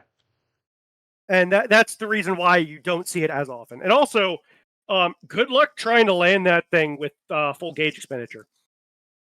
Yeah, I mean, with this and also with this, and probably in order to confirm it, also Vine Snare. Um, that seems like I mean, you had 12 gauge one game. It seems like that's the kind of thing you would need in order to land this. 12 gauge is too much.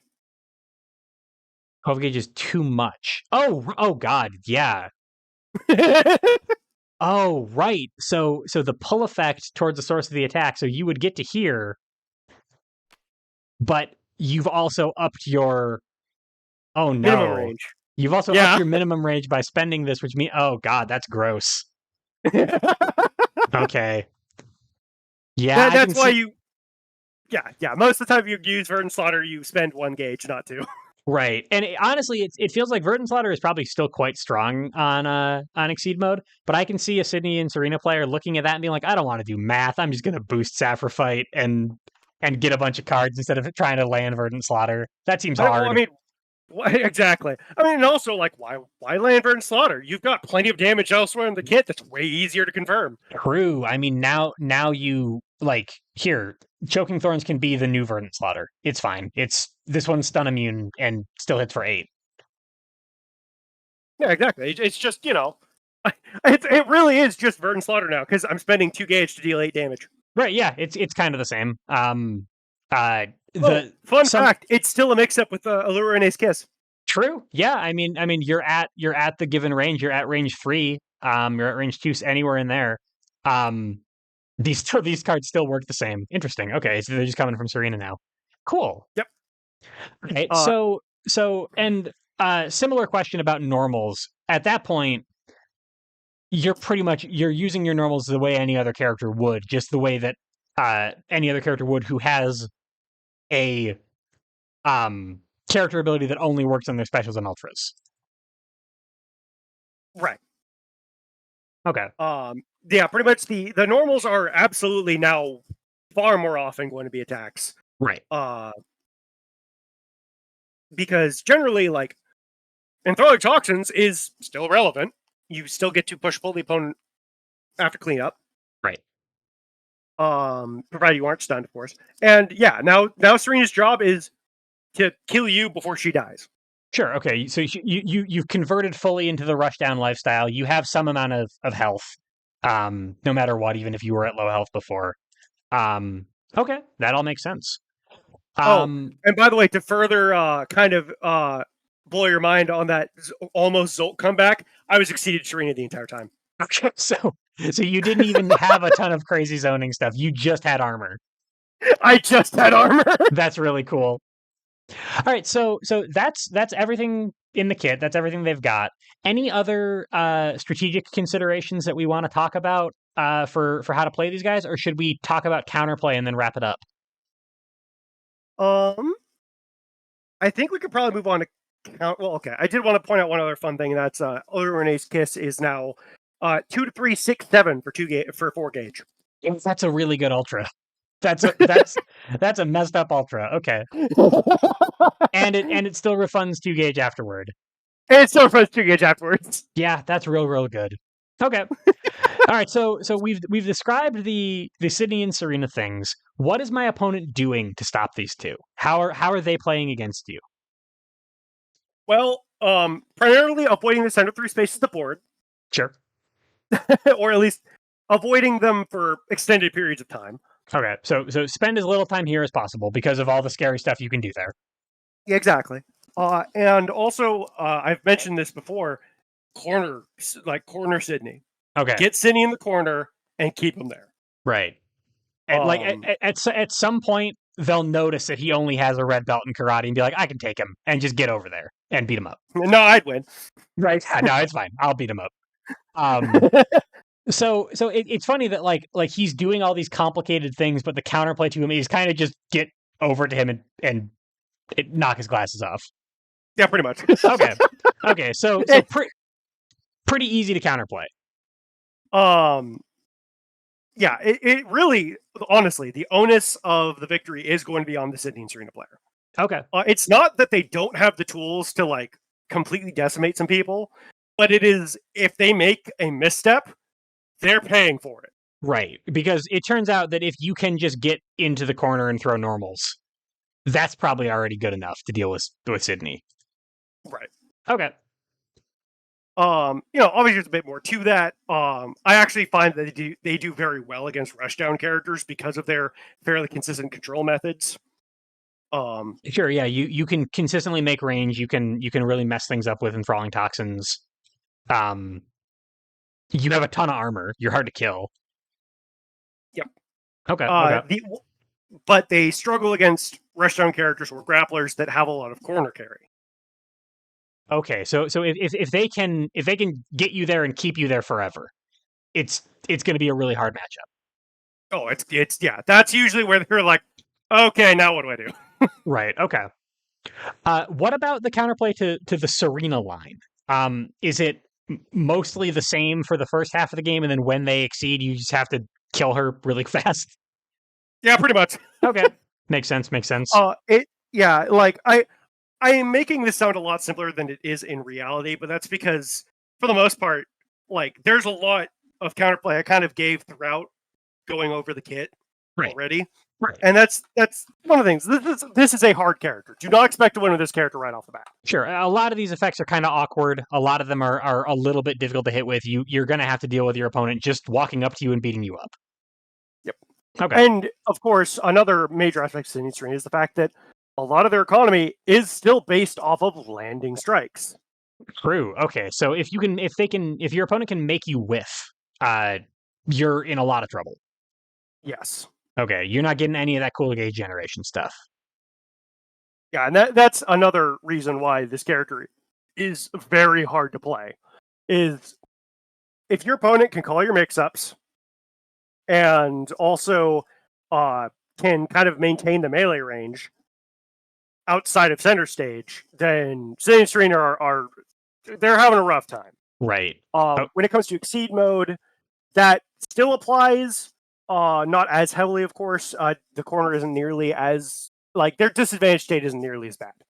Okay. But it's they still have the range band stuff. To be fair, with the errata effect, on Serena's exceed mode, because that errata I mentioned for Ligand reinforcement also applies to her exceed mode. It also applies here. Okay. For the same reason. Right. Yeah. It's the same special and ultra requirement there. Okay. Yeah. It does actually allow you to bluff. This is where that bluffing ability really buffs the character. Okay, when you're exceeded in particular. It's still most of the time not worth the bluff, but there are some notably very strong bluffs you can do. Just keep in mind that if you're spending for Sydney Serena, generally you're probably going to be spending 2 gauge, unless you are purposefully only spending 1 to threaten specifically your close range stuff at range 1. Right. So it's going to be a more expensive bluff than a crit would be. Right. Okay. Which means if you're going to bluff, you better know what you're doing. Yeah. Make sure that the spike you're trying to land or something is going to be worth 2 gauge. Yep. Okay. Cool. So yeah, and this is a very silly character for many reasons. But yeah, no, Exceeded Serena is one I'm not particularly good at. Mostly because I don't play Rushdown. I'm not an aggressive player. Right. Yeah. You are very much a hold things back defensive player. Yes, I'm very much I'm just gonna stand here and live and outlast you. Right. Okay. Cool. I probably have lost by deck out more times than anyone else. Okay, and that is a serious concern for the front side line that you might No, actually just not. that no, that's just me mismanaging resources most of the time. That's just okay. So that's that's not counterplay. That's a thing for players to work on. Then Yeah. okay, I gotcha. So the thing is if you're doing a bunch of change cards actions, especially using your copious amounts of gauge, because like if you have both Verdant Slaughters down, you have no reason to keep more than 2 gauge. Sure. So at that point, you can just change cards aggressively until reshuffle, and then you start building back up again. Right. Right. If you're exceeded, of course, or if you're rushing for exceed mode, then keep your gauge, go crazy on exceed mode. But right. Again, it really depends on where you see the match going. Okay. And this character actually has to think on their feet quite a lot. So you're pivoting between different lines of play. Oh yeah. Okay. You're like a lot of times it is still the same line, but you're pivoting between different ways of achieving the line. If that makes any sense. Yeah. Sure. Okay. So if they if they have cornered you, for example, you cannot rely on this corner anymore. You need to move. You need to make them follow you again. That kind of thing. Pretty much. Okay. Like I've had many times where I have advanced with cross out of the corner and then immediately retreated with assault backstep or backstepped. Sure. Yeah, no, that makes sense. Okay, so just work with what you got. If you got a handful of normals, you are going to have to brawl. It's just going to happen that way. So be ready to be flexible. It sounds like. Oh yeah, you got to be flexible with this guy because while their ranges are shockingly consistent for how inconsistent they seem, right? They still have their weaknesses. Like yeah, and the weakness is also your loss case, which is when you're cornered. Exactly. Right. Like, okay. Sydney basically has nothing in the corner. He has Pea Shooter, Venom Lash, Blossom Haze. Right. Blossom Haze is nice. That's the best of your 3 options, but it's still mid speed in the corner. Right. And none of these are these two are notably not great. It's just that they cover your loss case. Okay. All right. So that's counterplay. That's sort of the strategic stuff. I have one other question for you, and I wanted to know if you could kind of theory craft with me for a second here, because obviously Sydney and Serena have rotated out of competitive play circa Blaze Blue. They have never fought in official tournaments against Under Night or against Guilty Gear characters. If Sydney and Serena were just time warped forward and came out today, how would they do? Everyone would hate them. I mean, everyone would hate them. How would they do into a more modern meta? I actually, I think they would actually do fairly well for the most part. I think people overstate how aggressive the modern Exceed is. Okay. Compared to where it was before. Yes, Exceed, specifically Season 2, was far less aggressive than it is now. Right. The thing is that Sydney and Serena were in rotation with Seasons 1, 3, 4, and 5. Right. Yeah. There's a lot of there's actually a lot of data on how they would perform into like Guilty Gear. Or I'm sorry, Blaze Blue is not a defensive season. No. Yeah. And they struggle against Ragna, for example, because Ragna has a bunch of corner carry. Right. But they do pretty well against most of the cast, except for maybe New. Okay. Again, guarded zoners provide a problem for them. Okay. So the same strengths and weaknesses that put them in their place in the meta when season 2 was legal would still just apply to later seasons. They would win and lose to similar characters. Exactly. Okay. I think people they overestimate the weakness of the character, because while this character does have possibly the worst disadvantage state in the game, their advantage state is cracked. Yeah, they can keep. They can really mess you up if you're playing their game. Yeah. Okay. If they can obtain the advantage state, which is different from the advantage keyword, of course, that's why I'm saying it the way that I am. Right. They can keep you there for quite a while if they play the cards right. Right. It's part of the reason why in season 2, at least in my opinion, and again, this might be just crazy sod father of Plant Gang talking. they are actually a Zolt counter. Right. Okay. Yeah. I mean, you're saying about your crazy comeback, and Zolt is known for being a serious meta threat at the time. Zolt, as someone who was against his ban back in the day, should have been banned. Okay. Not because he was overpowered. I stand by that. He's actually not even the strongest in Season 2, but Right. because that man was unhealthy beyond belief. Yeah, he just wasn't fun to play. Wasn't fun to play against. Did bad things to the game. Hunter of Men will forever haunt the PTSD dreams of everyone who played Season 2. Everyone who played Season 2 at the time, yeah. In spite of the fact that he wasn't even that popular in tournament. He wasn't even a popular tournament pick. He was just like a boogeyman. He really was. No one liked him. It was great. And the thing is with Zolt, by the way, is he actually has extremely linear counterplay, which for me is great because I love it when characters have linear counterplay. I just do the thing and they lose. Look. You just follow the flowchart. Yeah. Okay. I am very much a flowchart player. Right. Not purposefully, and lo and behold, I play one of the least flowchart players or characters in the game. Right. Don't worry about it.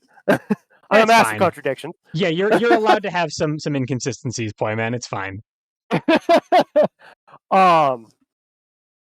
But so that's why fighting Zolt for me was always pretty easy because, all right, if he doesn't do his main game plan, he loses. Right.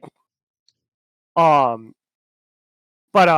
personally, I think the best character in Season 2 is probably either Minato or Remulus. I think both of those two have much higher power thresholds than Zolt ever will. Right. Yeah, that makes sense. From what I've talked to other folks about, I think those are two notoriously strong characters. Other ones I've heard are like Lucia is considered very good.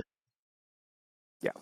Okay. The Big Five, as we called them back when they were still in rotation, towards the end. Certain people disagree with this Big Five, of course. Are Minato, Zolt, Remulus, Renea, and Lucia. Yep, makes sense. I can see those guys. Yep. And of those five, Sydney and Serena do well against Zolt. Theoretically well against Remulus. I was never good at the matchup, but D actually theorizes probably not terrible for them. Okay. And D's the Remulus main, so I'm going to go with him on that one. Yeah, he's definitely an authority on the character for sure. And